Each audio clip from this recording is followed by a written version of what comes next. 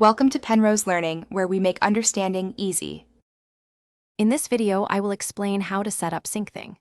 First, you'll need to download the Syncthing application for your specific operating system, whether it's Windows, Mac OS, or Linux.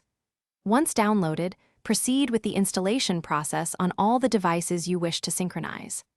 After installation, simply open Syncthing, and it will automatically launch its user-friendly web interface in your browser, ready for configuration. Now that Syncthing is running, let's connect your devices. Each device has a unique ID, which you can find in the web interface.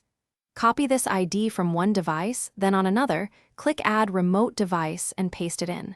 The other device will then receive a prompt to accept the connection. Once accepted, your devices are linked and ready to share. With your devices connected, sharing folders is straightforward. Click Add Folder in the Syncthing interface, choose the folder you want to synchronize, and give it a label. Next, select which of your connected devices you want to share this folder with. The selected devices will then receive a notification to accept the shared folder, completing the setup for seamless synchronization. To optimize your Syncthing experience, consider exploring advanced settings. You can enable folder versioning to keep old copies of files, offering a safety net against accidental deletions.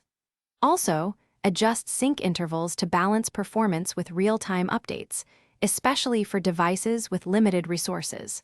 For more great insights on managing your finances and building wealth, make sure to check the description below for a link to a fantastic book and other helpful deals. Thanks for watching. If this was helpful, leave a like and consider subscribing. See you next time.